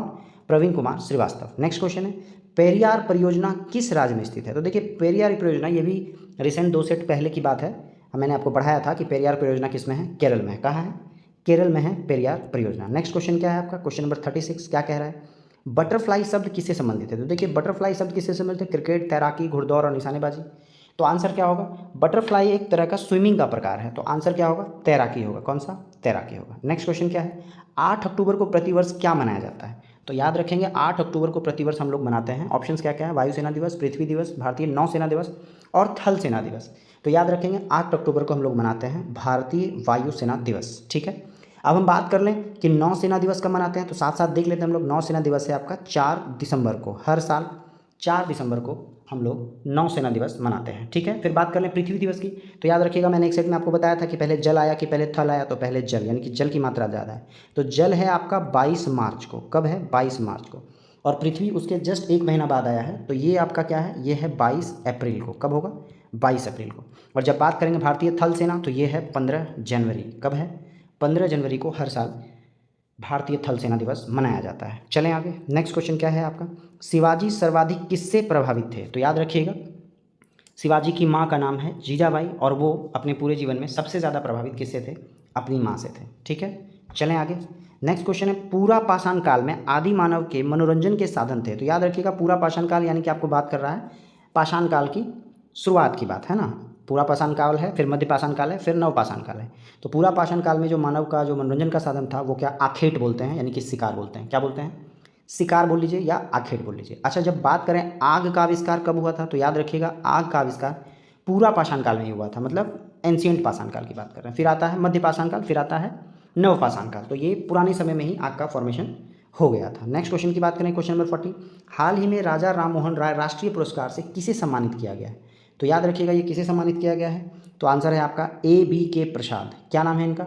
A.B.K. प्रसाद को जो है आपका राजा राम मोहन राय से सम्मानित किया गया। अच्छा, एक नाम आपको ऑप्शन बी में दिख रहा है, डॉक्टर माधव हाड़ा। लास्ट सेट में हम लोगों ने शायद पढ़ा था, इनको मिला है 32वां 32nd क्या मिला है? बिहारी पुरस्कार मिला है। क्या मिला है? 32वां बिहारी प्राइज़ मिला है। कब के लिए? 2022 के लिए। कब के लिए? 2022 के लिए 32वां बिहारी पुरस्कार किनको मिला है? डॉक्टर माधव हाड़ा को मिला है। और राजा राम मोहन राय राष्ट्रीय पुरस्कार से किसे सम्मानित किया गया है? A.B.K. प्रसाद को। चलें आगे। निम्नलिखित में से कौन भारत छोड़ो आंदोलन में शामिल नहीं था? अगर आप ऑप्शंस को बहुत ध्यान से देखेंगे तो आपको कुछ ना कुछ माइंड में क्लिक करेगा। भारत छोड़ो आंदोलन में गांधी जी थे, सरदार पटेल थे, पंडित नेहरू थे, तो कौन नहीं थे आपके? वो थे आपके B.R. अम्बेडकर साहब, जो भारत के प्रथम लॉ मिनिस्टर बने थे, है ना, कानून मिनिस्टर बने थे। नेक्स्ट क्वेश्चन क्या है आपका? लोधी वंश का संस्थापक कौन है? तो याद रखिएगा ऑप्शंस में आपको दिख रहा होगा 3 लोधी है। तो इब्राहिम लोधी तो 1526 में पानीपत के युद्ध में था, है ना। आपको पता होना चाहिए कि बाबर ने इब्राहिम लोधी को ही हराया था। तो ये तो ऑप्शन आपका खत्म हो गया। तो अब बच गया बी और सी। तो आंसर क्या होगा? सी, बहलोल लोधी जो है वो क्या है? लोधी डायनेस्टी का क्या है? संस्थापक है। चलें आगे। नेक्स्ट क्वेश्चन क्या है आपका? केंद्रीय पशु चिकित्सा अनुसंधान संस्थान कहाँ स्थित है? यानी जो एनिमल्स है उसको लेकर जो है रिसर्च सेंटर है वो कहाँ है? ऑप्शन है उत्तर प्रदेश, उत्तरांचल, पश्चिम बंगाल और हरियाणा। आंसर क्या होगा? आंसर है उत्तर प्रदेश। उत्तर प्रदेश में केंद्रीय पशु चिकित्सा अनुसंधान केंद्र है। नेक्स्ट क्वेश्चन है, तमिलनाडु में जाड़ों में वर्षा क्यों होती है? तो देखिए तमिलनाडु में जो जाड़ों में वर्षा होगी वो होगी उत्तर पूर्व मानसून की वजह से। किसकी वजह से? उत्तर पूर्व मानसून की वजह से तमिलनाडु में जाड़ों में यानी कि ठंडे में भी बारिश होती है। नेक्स्ट क्वेश्चन है, मीनमबाक्कम अंतर्राष्ट्रीय हवाई अड्डा किस राज्य में है? तो देखिए ये आपको दिख रहा होगा, ये ऐसा नाम है जो ना पश्चिम बंगाल का नजर आ रहा है ना दिल्ली का, तो यानी कि साउथ के 2 जगह हैं। तो आंसर क्या होगा? आंसर होगा आपका तमिलनाडु में मीनमबाक्कम अंतर्राष्ट्रीय हवाई अड्डा स्थित है। चलें आगे। नेक्स्ट क्वेश्चन क्या कह रहा है आपका, हर्षवर्धन की आत्मकथा निम्नलिखित में से किसने लिखी? तो ये देखिए आपने पढ़ा होगा किसके बारे में, ऑप्शन देख लेते हैं। ऑप्शन है आपका फिरदौसी, वान भट्ट, वराहमिहिर और इनमें से कोई नहीं। तो आंसर क्या होगा आपका? आंसर होगा वान भट्ट, क्योंकि वान भट्ट ने 2 बुक लिखी है, एक कादम्बरी और दूसरा हर्षचरित्र। किसके बारे में? कादम्बरी और हर्षचरित्र। तो जो हर्षचरित्र बुक है वो है हर्षवर्धन के रिलेटेड। तो हर्षवर्धन की आत्मकथा किसने लिखी है? वान भट्ट ने लिखी है। नेक्स्ट क्वेश्चन है, अंतर्राष्ट्रीय मैन पुरस्कार के लिए चयनित होने वाला पहला हिंदी उपन्यास रेत का उपाधि के रूप में किसके द्वारा अनुवाद किया गया? देखिए आपसे पूछ रहा है ट्रांसलेटर कौन है जिसे मैन पुरस्कार अंतर्राष्ट्रीय 2022 से सम्मानित किया गया? तो ऑप्शन है गीतांजलि श्री, जेला रोडेल, जॉर्जिया गोस्पोदिनोव और डेजी रॉकवेल। तो आंसर होगा क्या? डेजी रॉकवेल ने इसका अनुवाद किया इंग्लिश में, टॉम्ब ऑफ सैंड में। ठीक है, रेत की समाधि। और रेत की समाधि लिखा हुआ किसका है? तो याद रखिएगा ये लिखा हुआ है गीतांजलि श्री का, इसको इंग्लिश में अनुवाद किया डेजी रॉकवेल ने और उसके लिए इनको मान बुकर पुरस्कार अंतर्राष्ट्रीय मिला है। चलें 2022 का। नेक्स्ट क्वेश्चन है क्वेश्चन नंबर 48 क्या कह रहा है? 48 कह रहा है आपका कि निम्नलिखित में से किसने हैदराबाद की 4 मीनार का निर्माण कराया है? तो आपसे पूछ रहा है हैदराबाद के 4 मीनार का निर्माण किसने कराया? ऑप्शन से हुमायूं, अकबर, मोहम्मद आदिल शाह और मोहम्मद कुली कुतुब शाह। तो आंसर क्या होगा? आंसर होगा मोहम्मद कुली कुतुब शाह ने हैदराबाद में 4 मीनार का निर्माण कराया। अच्छा कब कराया? तो ये कराया 1591 AD में। कब कराया? 1591 AD में 4 मीनार का निर्माण कराया। नेक्स्ट क्वेश्चन है आपका, किस राज्य ने भारत के पहले आर्टिफिशियल इंटेलिजेंस स्कूल का उद्घाटन किया? तो फर्स्ट जो है AI school, artificial intelligence school का उद्घाटन कौन करेगा? हम लोग को पता है ये कौन है, केरल है। कौन है? केरल है। अच्छा इस स्कूल का क्या नाम है अगर ये पूछा जाए तो याद रखिएगा इस स्कूल का नाम है शांतिगिरी। क्या नाम है? शांतिगिरी, ठीक है, विद्या भवन। ये आप याद रखिएगा कि जो इंडिया का फर्स्ट AI स्कूल है उसका नाम है शांतिगिरी विद्या भवन और ये कहाँ है, किस राज्य में है? केरल में है। ठीक है, चलें आगे।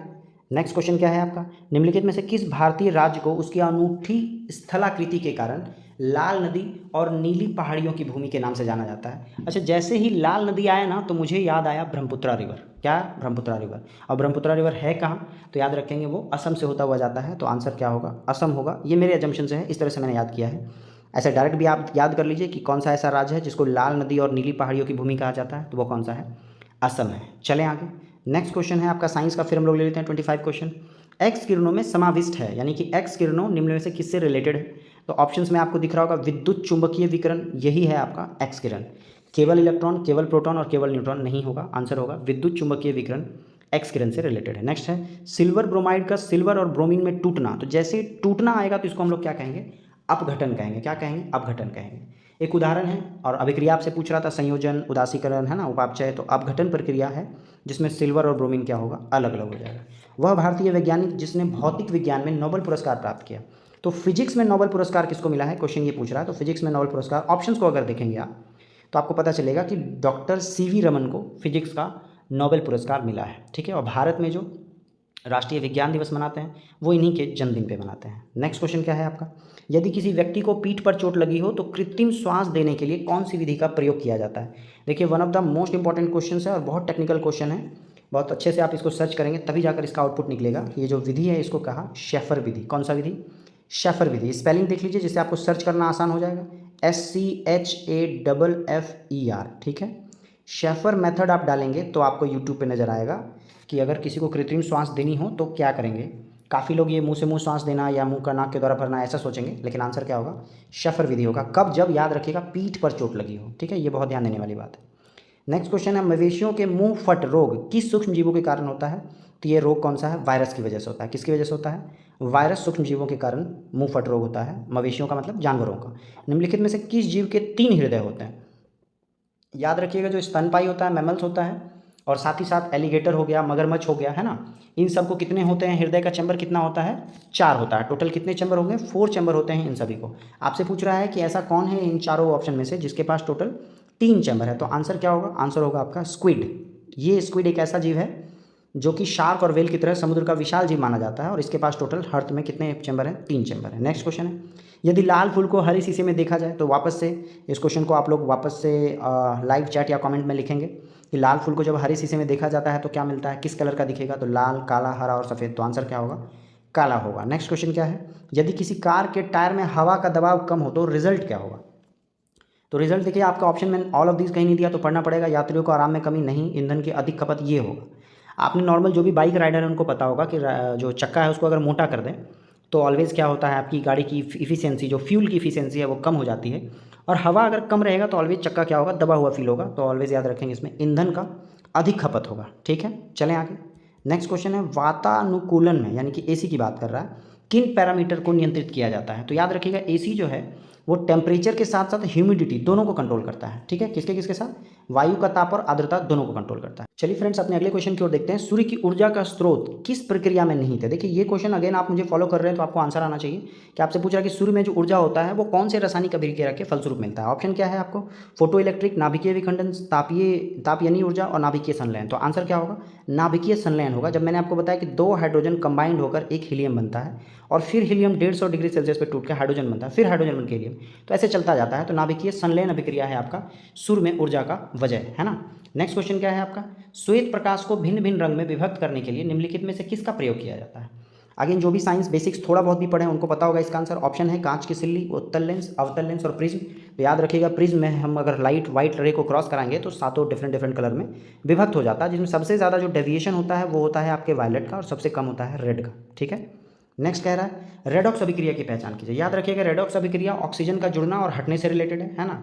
ऑक्सीकरण और अभिकरण दोनों जब साथ हो तो उसको हम लोग कहते हैं रेडॉक्स अभिक्रिया। देखिए तीनों अभिक्रिया को एग्जामिनेशन में, जैसे कम पढ़े लिखे हैं आप, मतलब बहुत ज़्यादा प्रैक्टिस नहीं किया, अगर ऑप्शन से डिकोड करना है तो देखिए आप बहुत ध्यान से अगर ऑक्सीजन पे फोकस करें तो यहाँ जो ऑक्सीजन है वो दोनों में आ गया है। ठीक है, इस वाले में तो खैर ऑक्सीजन है ही नहीं आपका, यहाँ वाले में आपको दिख रहा होगा ऑक्सीजन यहाँ है एक जगह और ये फिर वापस से तीनों जगह। तो रेडॉक्स अभिक्रिया में क्या होता है, एक जगह टूटेगा और एक जगह जुड़ेगा, ये आप ध्यान रखिएगा। तो देखिए MnO2 में Mn से ऑक्सीजन छूट जा रहा है और O में यहाँ पर हाइड्रोजन में जुड़ जा रहा है। तो इस ऑप्शन के अकॉर्डिंग मैं अगर बात करूँ तो रेडॉक्स अभिक्रिया कौन सा होगा? बी नंबर आपका है, वो आपका क्या है? रेडॉक्स अभिक्रिया। चलें आगे। नेक्स्ट क्वेश्चन है, विद्युत चुंबक का प्रयोग किया जाता है? तो देखिए कंप्यूटर में, मोटर में, धुलाई मशीन में नहीं, आवाहन घंटी में, जो कॉलिंग बेल होता है पुराने ज़माने का, स्विच दबाने के बाद बाहर वो क्या होता है, बेल बजने लगता है, उसमें होता है विद्युत चुंबक का यूज। नेक्स्ट क्वेश्चन क्या है आपका? पानी में अंशतः डूबी हुई छड़ी मुड़ी हुई प्रतीत होती है, क्या कारण है? तो देखिए जब आप पढ़ेंगे प्रकाश का रिफ्रैक्शन, जिसको हम कहते हैं अपवर्तन, अपवर्तन की वजह से अगर पानी में आपका कोई छड़ी डूबा हुआ है तो वो आपको कैसा फील होगा? टूटा हुआ या टेढ़ा फील होगा। चलें, नेक्स्ट क्वेश्चन है, एक डायोड क्या होता है? अब ऑप्शन में दिया है केवल एक दिशा में चलता है, दोनों दिशा में चलता है, बिल्कुल भी चालन नहीं करता, वोल्टेज प्रयुक्त करने से क्षतिग्रस्त हो जाता है। तो आंसर क्या होगा? याद रखिएगा, एक डायोड केवल एक ही दिशा में चलता है। ठीक है, चलें आगे। नेक्स्ट क्वेश्चन क्या है आपका? कृत्रिम वर्षा कराने के लिए बादलों पर निम्नलिखित में से कौन सा यौगिक छिड़का जाता है? और चाइना ने इसका इस्तेमाल अपने यहाँ जो उनका फ्रीडम डे होता है, इंडिपेंडेंस डे होता है, उस दिन करने के लिए किया है, ताकि उसका जो सेरेमनी है वो ख़राब ना हो जाए। उसके लिए इस केमिकल का यूज़ किया और उस केमिकल को क्या कहते हैं? AgI कहते हैं। क्या कहते हैं? AgI कहते हैं, यानी कि सिल्वर आयोडाइड कहते हैं। ठीक है, सिल्वर आयोडाइड का यूज़ हम लोग कृत्रिम वर्षा के रूप में करने के लिए करते हैं। नेक्स्ट क्वेश्चन, जब आसपास बादल कहीं छिड़ जाए वहाँ डाल दीजिए, बारिश होने लगेगी। घुमंतु पशुचारण में चरवाहे अपने जानवरों के साथ एक स्थान से दूसरे स्थान पर डैश के लिए निर्धारित मार्ग में भ्रमण करते हैं। तो चरवाहा जानवरों को लेकर कहाँ जाना चाहेगा? ऑप्शन देख लीजिए आप, आश्रय तो बिल्कुल नहीं चाहेगा, पैसा भी नहीं चाहेगा। तो आंसर क्या हो जाएगा? चारे और पानी। ठीक है, नेक्स्ट क्वेश्चन क्या है आपका?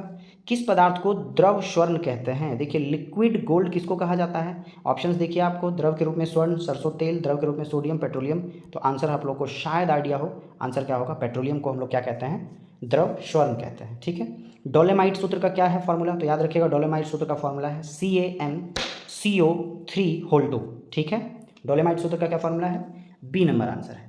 नेक्स्ट क्वेश्चन क्या है आपका? निम्न में से कौन सा एक उष्मीय ईंधन नहीं है? उष्मीय ईंधन का मतलब हीट से नहीं चलता हो। तो देखिए डीजल इंजन, गैस चलित इंजन, भाप टरबाइन, इन तीनों में हीट का कहीं ना कहीं रोल है। जो आपका पवन चक्की है उसमें हीट का कोई रोल नहीं है। चलें, नेक्स्ट क्वेश्चन, निम्न में से सबसे अधिक कठोर कौन सा है? तो देखिए ऑप्शन सी दिया है ऐसा, mild steel, cast steel, high speed steel और कांच। तो आंसर क्या होगा? हाई स्पीड स्टील जो है इन चारों में सबसे ज़्यादा कठोर है। अगर हम पृथ्वी पे बात करने की सबसे हार्ड जो आपका कंपाउंड या सब्सटेंस है वो कौन सा है? वो है आपका डायमंड। कौन है? डायमंड, जिसको हम हीरा कहते हैं। चलें, नेक्स्ट क्वेश्चन क्या है, क्वेश्चन नंबर 72, निम्नलिखित में से कौन सा माप उपकरण बिना संपर्क के, देखिए इसको टच नहीं करना है, का टाइप है, मतलब बिना टच किए हुए हम लोग मेजरमेंट करते हैं, तो वो कौन सा होगा, तो देखिए आपका वो होगा पायरोमीटर। मैंने आपको बताया था PYRE, पायर का मतलब आग होता है, यानी कि हम लोग हीट इससे मेज़र करेंगे, और हीट मेजरमेंट के लिए हम लोग को टच करने की ज़रूरत नहीं है, हम लोग दूर से ही, क्योंकि पायरोमीटर में बहुत ज़्यादा टेम्परेचर को हम लोग को मेज़र करना पड़ता है, इसलिए दूर से ही हम लोग मेजरमेंट कर लेते हैं। चलें आगे। नेक्स्ट क्वेश्चन क्या है, जैसे सन का टेम्परेचर अगर मेजरमेंट करना है तो उसमें आप सटेंगे नहीं, उसको दूर से ही मेजर कर लेंगे। निम्नलिखित में से किस गैस में विरंजन का गुण है, यानी कि सीधा सीधा आपसे पूछ रहा है विरंजक चूर्ण क्या होता है, ब्लीचिंग पाउडर, तो ब्लीचिंग पाउडर में कौन सा गैस रिलीज होता है, तो वो होता है आपका कौन सा, क्लोरीन। क्या होता है, क्लोरीन। ठीक है, विरंजक चूर्ण में क्लोरीन गैस होता है। अच्छा, इसका फुल फॉर्म अगर जानना चाहें विरंजक चूर्ण का, अगर फॉर्मूला अगर जानना चाहें तो उसको बोलते हैं CaOCl2। क्या बोलते हैं, CaO है, A है कैल्शियम, ऑक्सीजन और क्लोरीन का 2 बॉन्ड, ये सब मिलकर बनता है आपका विरंजक चूर्ण। तो आपको क्लोरीन उससे रिलीज होता है, मैंने पहले भी बताया आपको। नेक्स्ट क्वेश्चन, यदि किसी मशीन में अप्रमाणिक स्नेह तेल, यानी कि स्टैंडर्ड स्नेह तेल का यूज़ नहीं कर रहा है, स्नेह तेल का मतलब होता है लुब्रिकेंट, है ना, जैसे हम लोग ग्रीस का यूज़ करते हैं या साइकिल वगैरह में मोबिल का यूज़ करते हैं, तो अगर उसका उपयोग ना करें, स्टैंडर्ड ना हो, तो उसका परिणाम क्या होगा, तो देखिए अगर स्टैंडर्ड नहीं है, अच्छी क्वालिटी का नहीं है, तो मशीन घिसने लगेगा, है ना, स्नेहक तेल का अधिक व्यय लगेगा, हर थोड़ी देर बाद हम लोग को उसमें लुब्रिकेंट डालना पड़ेगा, और मशीन चलने में आवाज़ भी होगी क्योंकि फ्रिक्शन भी होगा। बात समझ रहे हैं। अच्छा क्वालिटी का अगर लुब्रिकेंट यूज़ नहीं करेंगे तो बार बार यूज़ करना पड़ेगा, तो आंसर क्या होगा आपका, ऑल ऑफ दीज, तीनों आंसर होगा। नेक्स्ट, बिना पानी भरे ही यदि किसी विद्युत केतली की बिजली चालू हो जाए तो क्या होगा, तो देखिए जब आप विद्युत वाला में केतली में अगर उसको ऑन कर देंगे हम लोग तो उसमें क्या होगा, इलेक्ट्रिक कॉइल जल जाएगा। कहाँ है ऑप्शन में, ऑप्शन नंबर बी देखिए क्या है, इसकी विद्युत कुंडली जल जाएगी। चलें अब देखिए मैथ्स के क्वेश्चन की बात कर लें, वंस मोर आप पेन पेपर के साथ तैयार रहेंगे। क्वेश्चन कह रहा है कुछ आदमी किसी कार्य को 60 दिन में पूरा करता है, और मैं फिर कहता हूँ बॉस, ऑल ऑफ यू बहुत ध्यान से समझिए, कैलकुलेशन का बहुत रोल है। अभी ये जो आपके पास 6-7 क्वेश्चन अभी हम लोग देखेंगे, इस सारे क्वेश्चन को मैंने ओरली विथ ऑप्शन बनाया है, किसी में भी पेन नहीं लगाया है, तो आप भी बहुत ध्यान से समझिए, कहीं पेन लगाने की जरूरत नहीं। आपको कह रहा है कुछ आदमी किसी कार्य को 60 दिन में पूरा कर रहे हैं, तो x इंटू 60 मैंने सोच लिया, ठीक है, ये हो गया टोटल वर्क। यदि 8 आदमी और आ जाए, मतलब x प्लस 8, तो आपको कह रहा है 10 दिन कम लगा, मतलब 50। अब मैंने ऑप्शन देखा, तो ऑप्शन में मैंने सोचा कि पहले 0 वाले पे ट्राई करते हैं, तो मैंने 30 पे ट्राई किया, तो 30 पे नहीं बना। सपोज अगर यहाँ 30 रख लें तो ये 1800 हो जाएगा, और 38 इंटू 50 करेंगे तो 1900 हो जाएगा, तो ये हमारा क्या होगा, गलत हो गया। फिर मैंने 40 पे ट्राई किया, तो 40 इंटू 60 हमारा क्या हो गया, 2400 हो गया। और कह रहा है 8 आदमी और आगे, मतलब 48, और 10 दिन कम लगा है, मतलब 50, 48 गुना 50 करेंगे तो भी 2400 हो जाएगा। तो मुझे इस क्वेश्चन को अटेम्प्ट करने में कितना टाइम लगा आप देख सकते हैं, है ना, हार्डली 8 से 10 सेकंड लगा है, लेकिन कैलकुलेशन स्ट्रांग है तभी। नेक्स्ट क्वेश्चन है, 3000 और 4000 के बीच ऐसी कौन सी संख्या है जो 30, 36 और 80 से पूरी विभाजित होगी, तो देखिए 30, 36, 80 में हम लोग को एलसीएम निकालना है सबसे पहले, तो हम बात कर लेते हैं पहले 30 और 80 का एलसीएम, तो 0 का तो 10 हो गया हमारे पास, इंटू 8 और 3 में 3 प्राइम नंबर है तो 24 हो गया, मतलब 240 हो गया। अब देखिए 240 में 36 का क्या है, तो याद रखिएगा 36 को हम 12 गुना 3 बोलेंगे, तो 12 तो है इसमें, बच गया क्या, 3 हो गया, तो 3 से मल्टीप्लाई कर देंगे तो हमारा आंसर क्या हो जाएगा, इन तीनों का एलसीएम हो जाएगा 720। और 3000 4000 के बीच में जाना है तो इसको 5 से गुना करना पड़ेगा, मतलब 3600। तो 3000 और 4000 के बीच में 3600 वो नंबर है जिसको हम लोग जो क्या कर रहा है, इस कंडीशन को पूरा पूरा सेटिस्फाई कर रहा है। चलें नेक्स्ट क्वेश्चन देखिए क्या। अच्छा अगला क्वेश्चन जाने से पहले मैं आपको बता दूं, 1/3 और 1/6 इसको ऐड करेंगे ना तो हाफ होता है, ये आप याद कर लीजिए या देख लीजिए बनाकर, 1/3 1/6 करने के बाद आधा होता है। अब हम लोग बात करें इस क्वेश्चन में, इस क्वेश्चन में आपको जितना पूर्णांक वाला डेटा है ना उसको अलग से ऐड कर लीजिए, क्योंकि सारा एडिशन है। तो 3 2 5 4 9 और 5 14 14 हो गया, प्लस अब मैं बात कर रहा था किसकी, फ्रैक्शन की, तो देखिए 1/3 1/6 1/2 मिलाकर 1 हो जाएगा। क्यों, क्योंकि मैंने अभी बताया इन दोनों को ऐड करेंगे तो हाफ होता है, तो हाफ यहाँ से और हाफ यहाँ से, ये क्या हो गया, 1 हो गया, टोटल कितना हो गया, 15 हो गया। और प्लस में ये देखिए 2/3 है, तो 15 2/3 आंसर होगा, और आंसर क्या है आपका, सी है। देखिए बिल्कुल क्लियर कट, मेरे साथ अगर चलेंगे तो बिल्कुल screen to screen question solve करना मैं सिखाऊंगा, बिल्कुल भी पेन लगाने की जरूरत नहीं है, थोड़ा सा होल्डिंग पावर अच्छा होना चाहिए। नेक्स्ट क्वेश्चन क्या है आपका, नेक्स्ट क्वेश्चन आपको दिख रहा होगा, दोनों डेटा सिमिलर दिख रहा है, आपको पूछा इसका 10%, तो किसी भी डेटा का 10% मतलब एक डिजिट पहले डेसिमल डाल देना है, मतलब ये हो गया आपका 242 और डेसिमल यहाँ पे, क्योंकि 2 डिजिट पहले तो था ही, है ना, और प्लस में फिर आपको ऐड करने बोल रहा है इसका 16%। तो देखिए आप वापस से मैं आपको बता दूं कि इसका 16% का मतलब बाय 100 करेंगे, और बाय 100 का मतलब 2 डिजिट के पहले यहाँ डेसिमल, मतलब 242 यहाँ डेसिमल इंटू 16।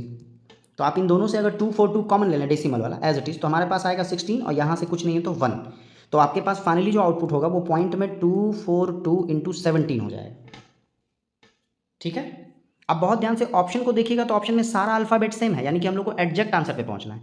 तो देखिए 1 डिजिट के बाद डेसिमल गलत है, 4 डिजिट के बाद डेसिमल गलत है, 2 डिजिट के बाद डेसिमल ये भी गलत है, 3 डिजिट के बाद डेसिमल आएगा तो आंसर ये हो जाएगा। मेरी बात समझ रहे हैं। बहुत आगे जाने की जरूरत नहीं है, बेसिक बेसिक आप कॉमन ले लेंगे और आउटपुट आपका आ जाएगा। नेक्स्ट क्वेश्चन क्या है, यदि 13 सेंटीमीटर भुजा वाले समचतुर्भुज, समचतुर्भुज का मतलब क्या हो गया आपका, जब आप किसी स्क्वायर को अगर लात मार देंगे तो वो क्या होगा, समचतुर्भुज बन जाएगा, जिसको हम रोम्बस कहते हैं। जैसे ये आपका स्क्वायर था, इसको अगर इस कोने से लात मार दें तो ये क्या हो जाएगा, ये आपका कुछ ऐसा दिखेगा। मेरी बात समझे? आपको कह रहा है ये 13 है, इसका एक डायगोनल जो है वो आपका 10 है, तो डायगोनल को हाफ करता है दूसरा डायगोनल, आधा कर देता है, तो 10 का आधा क्या हो जाएगा, 5 हो जाएगा। तो ये छोटू सोचिए 5 है यहाँ पे, और आपको पता है ये 90 डिग्री पे है, तो 5 और 13 का जो आपका ट्रिपलेट है वो क्या होता है, 12 होता है। तो ये वाला पार्ट आपका क्या हो गया, 12 हो गया, ये भी पार्ट क्या हो गया, 12 हो गया। तो दूसरा जो डायगोनल का लेंथ है वो कितना हो गया, 24 हो गया। और मुझे नहीं लगता कि इसमें कुछ भी लिखने की ज़रूरत है, थोड़ा अगर आपका होल्डिंग पावर है तो इस क्वेश्चन में लिखने की भी जरूरत बिल्कुल नहीं थी। नेक्स्ट क्वेश्चन क्या पूछ रहा है, 10% और 20% की दो अनुक्रमिक छूट एकल कितने के बराबर है। तो आप सबसे पहले क्या करें, बड़े वाले का छूट ले लें। अगर 100 से 20% हम लोग छूट दे दें तो कहाँ आ जाएंगे, 80 पे आ जाएंगे। और 80 से 10% का छूट, तो देखिए 80 का 10% 8 होता है। तो आप बहुत ध्यान से देखेंगे तो आपको पता चलेगा 20 रुपये आप यहाँ से छोड़ रहे हैं और 8 रुपये यहाँ से छोड़ रहे हैं, तो आंसर क्या हो जाएगा, 28 हो जाएगा। अब आप ऐसा मत कीजिएगा कि इसको घटा के 72 पे लाइएगा फिर इससे इसको घटाइएगा, ये गलत तरीका है। पहली बार में तो 20 छोड़े ही, अगली बार में जो बचा 80, उसका 10% 8 होता है, मतलब 20 और 8 28, आंसर ए सही होगा। बात समझ रहे हैं, टाइम बचाना सीखना है। नेक्स्ट कह रहा है, एक व्यापारी अंकित मूल्य पर 10% की छूट देने के बाद भी 15% का प्रॉफिट कमाता है। अच्छा देखिए, 10% का छूट देने के बाद भी 15% का प्रॉफिट कमाता है, इसका मतलब जो MP है वो 115 है, और जो CP है वो आपका क्या है, 10% का छूट दिया ना, तो वो आपका 90 हो गया, ऐसे समझिए। 15% का प्रॉफिट मतलब 100 आपका ओरिजिनल होना चाहिए था, उससे ये ऊपर, और 10% का आपको क्या कह रहा है, छूट बोल रहा है, तो 100 से नीचे आ गया तो 90, तो ये आपका CP, ये आपका SP। काटेंगे अगर 5 से तो हमारे पास आ जाएगा 23 5 115 और 18 5 90, तो 23/18 यानी आंसर ए आ जाएगा। चलें आगे। नेक्स्ट क्वेश्चन क्या कह रहा है, 80 लीटर मिश्रण में दूध और पानी का अनुपात। तो आई होप आप इस क्वेश्चन को बनाइए। मैं इस क्वेश्चन को कैसे बनाया था आप देख लेते हैं, एक बार पॉज करके आप देख लीजिए, समझने की कोशिश कीजिएगा। ये है आपका 27 5 32 और ये है आपका 80। आपको शुरुआत में नहीं दिखेगा, लेकिन मुझे दिख रहा है कि 2.5 का मल्टीपल है। कितने का, 2.5 का मल्टीपल है। तो 2.5 का मतलब ये कितना हो जाएगा, बहुत ध्यान से समझिएगा। 25 गुना 27 करेंगे तो वापस से मैं आपको बता दूं, 25 के मल्टीपल में हम लोग जो नंबर होता है उसको 4 से डिवाइड करते हैं, तो 6 चौक 24 और बचा रिमाइंडर 3 का मतलब 75। तो ये देखिए आ गया 67.5। मेरी बात समझे, क्या किया मैंने, मुझे ये पता था सीधा सीधा कि 32 को 2.5 से गुना करेंगे तो आपका क्या आ जाएगा, 80 आ जाएगा। तो मैंने 27 को 2.5 से गुना किया और इसको भी 2.5 से गुना किया, तो ये आ गया 12.5। अब आपको कह रहा है कितना पानी मिलाएं कि 3:1 हो जाए। तो आप समझिए, समझाने के लिए मैंने आपको ये मल्टीप्लाई भी किया, अदरवाइज मुझे मल्टीप्लाई करने की जरूरत नहीं। इसको 3, ये 3 है आपका, तो 3 है मतलब इसको 3 से डिवाइड कर लेते हैं तो 1 के बराबर आ जाएगा। इसको 3 से डिवाइड करेंगे तो आ जाएगा हमारा 3 2 6 और 25 3 75, मतलब 22.5। तो 12.5 में कितना लीटर ऐड कर लें, 10 लीटर ऐड करेंगे तो ये हो जाएगा 22.5। आई होप सो आप ये क्वेश्चन नहीं समझ पाए हों, लेकिन जब आप इसको बनाएंगे और पॉज कर करके धीरे धीरे समझेंगे तो आपको ये समझ में आ जाएगा। तो इस तरह से ओरली इसका आंसर क्या आएगा, 10 लीटर आएगा। चलिए, आई होप सो आप लोगों को क्लास में कुछ मजा आया हो, कुछ नया सीखने को मिला हो। All of you thank you यहाँ तक आने के लिए, धन्यवाद। Have a nice day.